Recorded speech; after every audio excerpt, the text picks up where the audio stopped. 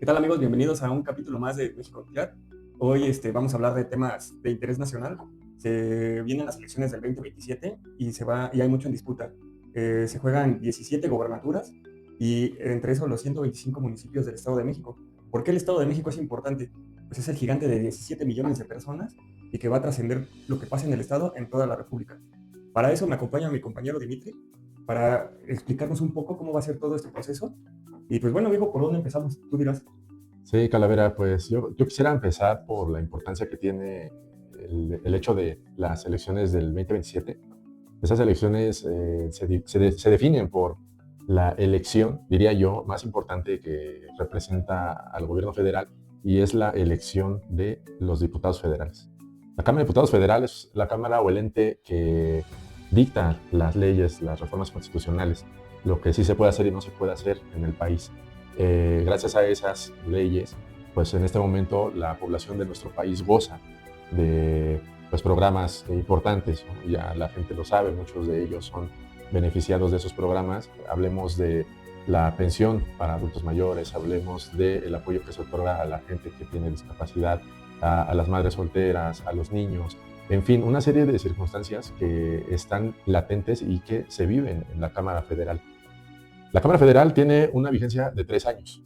Ujú. El 2027 se consuma y concluye esos 3 años. Y viene la renovación de la Cámara.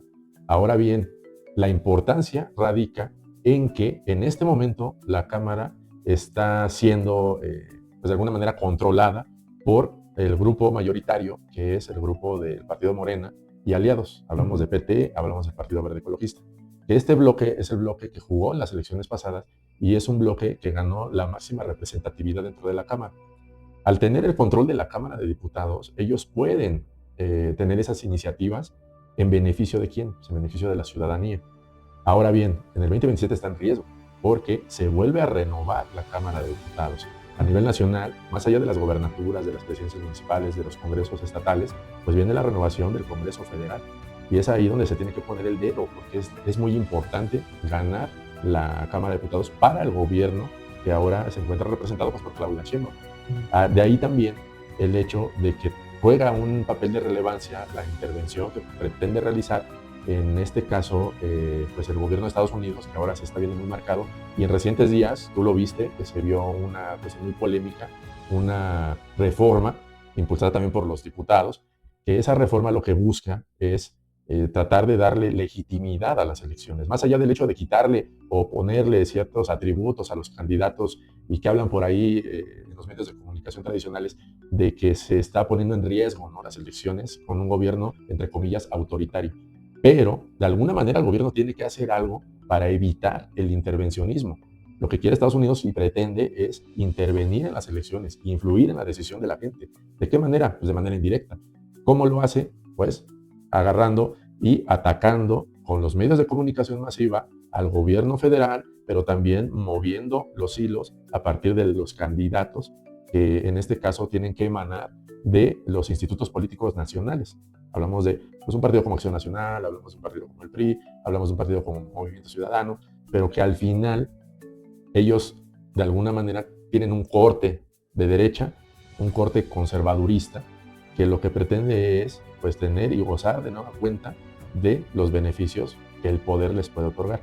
Y al manejar la Cámara de Diputados, ellos podrían frenar el desarrollo de las políticas internas los próximos 3 años con vísperas al 2030. El objetivo es claro, el objetivo es que Morena llegue disminuido a la elección del 2030. ¿Y cómo lo van a hacer? Con esta elección intermedia. 2027 es crucial, es fundamental para ellos. Pero también es fundamental para el gobierno de la República. Frenar, tratar de impedir. ¿Por qué? Porque lo que están defendiendo no es el poder en sí mismo. Lo que están defendiendo es una transformación. Sí lo dicen, es la cuarta transformación. A muchos les irá bien el término, a muchos les irá mal el término, pero al final lo que tenemos que observar son las políticas de corte social y las políticas que van beneficiando a la gente de base, la base trabajadora. Y aquí es poco tiempo el que se ha gozado de esa política. Hablamos de los 6 años pasados, hablamos ahora que se acaban de cumplir 2 años de la victoria reciente del partido de Morena. Entonces estamos hablando de un total de 8 años. Es relativamente poco para poder generar una transformación, pero sí lo suficiente para dejar ver que es posible generar una transformación. Entonces, Calavera, el tema aquí fundamental, creo yo, y también pues tu aportación es importante, en comentar que Estados Unidos sigue siendo un actor de relevancia en la política nacional.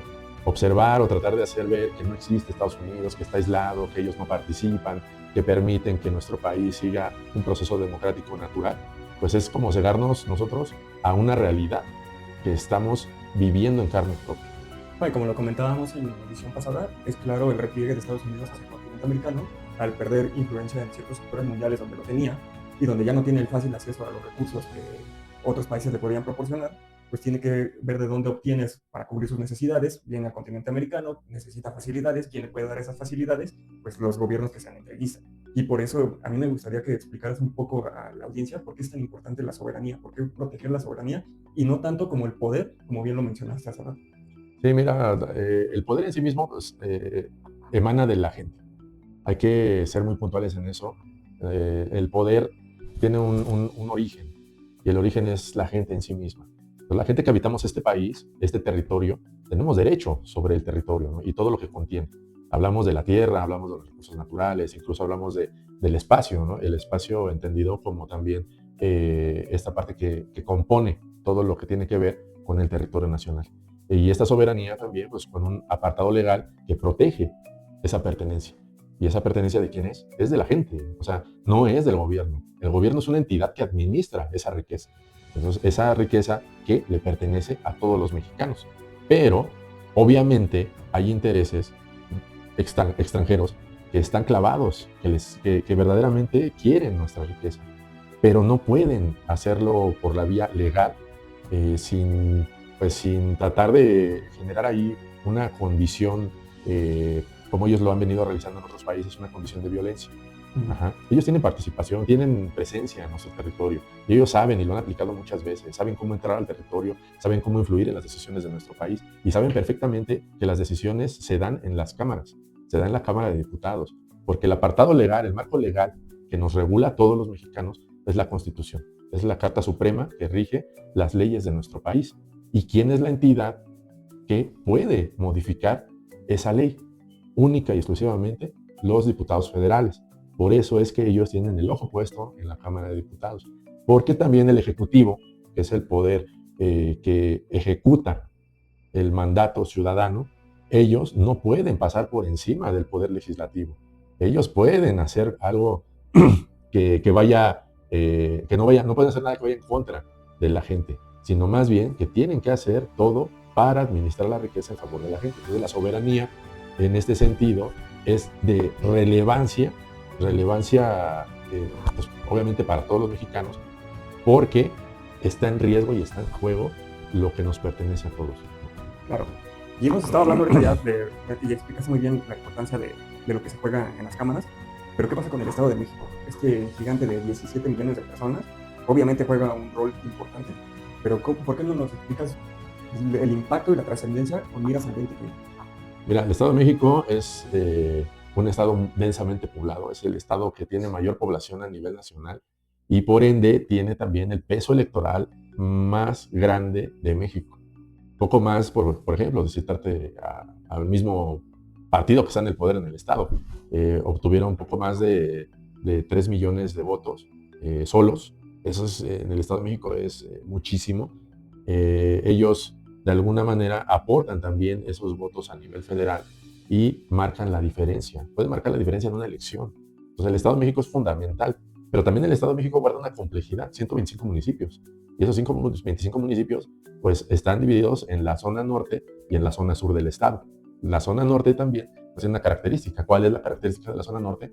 Que es la zona de mayor desarrollo industrial, de servicios, pero también cuenta con una densidad poblacional muy grande. Municipios como Naucalpan, como Tlalnepantla, como Cuautitlán, como Atizapán, como Ecatepec, Nezahualcóyotl, son municipios que aportan mucha riqueza al estado, pero también aportan electoralmente mucha gente que puede jugar a favor o en contra de algún partido político. Ahí también me bajo al nivel municipal. El nivel municipal es el nivel central porque es el nivel que tiene el contacto directo con la ciudadanía. El gobierno municipal, los gobiernos municipales adquieren relevancia por la capacidad de respuesta a la demanda ciudadana, la demanda de servicios, la demanda de todo tipo de necesidades que la gente tiene en el momento. La gente no espera que el gobierno estatal les resuelva, la gente no espera que el gobierno federal les resuelva lo local. Lo local que es seguridad en su calle, lo que es la basura, lo que es el agua, lo que es los servicios, los baches, etc, etc. Todo eso corresponde administrarlo a los gobiernos locales, a los gobiernos municipales. Pero si el gobierno municipal falla, ¿qué pasa con el ciudadano? Pues obviamente hay una inconformidad, no está cumpliendo con su labor y el ciudadano tiene la oportunidad en 3 años de tomar una decisión diferente. Pero de ahí viene un efecto encadenado, porque el ciudadano cuando toma la decisión, pues lo hace de manera directa a sus necesidades, porque están atentando contra mi necesidad individual y colectiva en mi comunidad. Y al no ver yo que satisface el gobierno local mi necesidad, pues yo voy a jugar en contra. ¿Cómo? Pues votando en contra del gobierno. ¿Y eso en qué se traduce? En pérdida de votos locales, en pérdida de votos estatales y en pérdida de votos federales. Entonces le vas restando. De ahí que los gobiernos municipales, que creo yo que son el eje básico para las elecciones, se les está escapando de las manos. O sea, el gobierno federal pues sí está observando obviamente su esfera, pero que es su esfera superior. Ellos están preocupando por sus elecciones federales, las elecciones de la Cámara de Senadores, las elecciones de la Cámara de Diputados, de Presidencia de la República.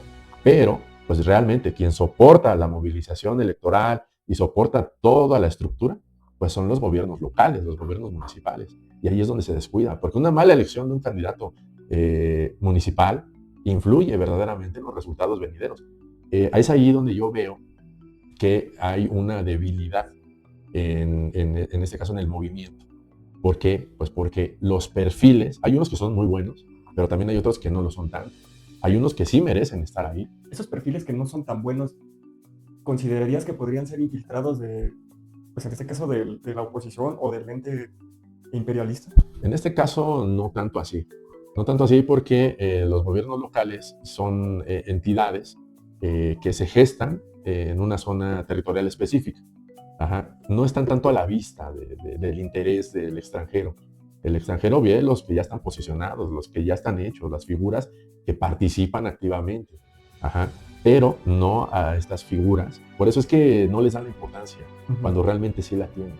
En este caso como que está suelto el tema local, ¿no? Pues que ellos se arreglen como puedan y que ellos la jueguen como necesiten y pues así que como entiendan, ¿no? Hay mucha gente con mucha experiencia, pero hay otra tanta que no tiene la experiencia. Y es ahí donde se da el juego. También hay que reconocer los perfiles de la gente de oposición, y hablo de perfiles académicos, de perfiles con mucha experiencia administrativa, cuando ocupan esos cargos, dan de alguna manera un cumplimiento a pues, la encomienda ciudadana. No enteramente, pero como entienden la lógica administrativa, sí dan respuesta. Y hay quien entra y no entiende la lógica administrativa y sucede el efecto contrario. No dan respuesta, pero también generan un desorden institucional al interior, porque al interior existen procedimientos, existen formas que se tienen que cubrir, formas legales, y ellos no lo hacen. Y cuando también un gobierno hereda ese desorden, pues el que recibe tiene que acomodar el desorden y eso genera pues desgaste administrativo, genera pérdida de tiempo, genera pérdida económica. Y eso se traduce también en que no se avanza en las necesidades de la gente. El gobierno se distrae. Y respecto a las 17 gobernaturas, ¿en qué más deberíamos de tener el ojo ahora para venir a las próximas elecciones del 2027? De las 17 gobernaturas es importante también porque las gobernaturas en sí mismas son entes que conforman todo el mapa mexicano, territorialmente hablando y electoralmente hablando, pero hay ciertos estados que tienen relevancia política, económica, social, de mayor envergadura que otros. Y hablamos por su extensión territorial, hablamos por sus recursos naturales, hablamos incluso por su capacidad de producción industrial, en fin, está el caso de Monterrey. Monterrey está en juego y Monterrey es gobernado por Movimiento Ciudadano, por Samuel, y es un estado importantísimo. Es un estado fronterizo con Estados Unidos, es un estado con una vinculación también hasta cierta forma cultural con nuestro vecino del norte, pero también es un estado que aporta mucho dinero y mucha riqueza al gobierno federal, ¿vale? Por esa razón, los estados, también Michoacán, ¿no? Michoacán es un estado agricultor netamente, pero también es un estado minero y generador de mucha riqueza en el país.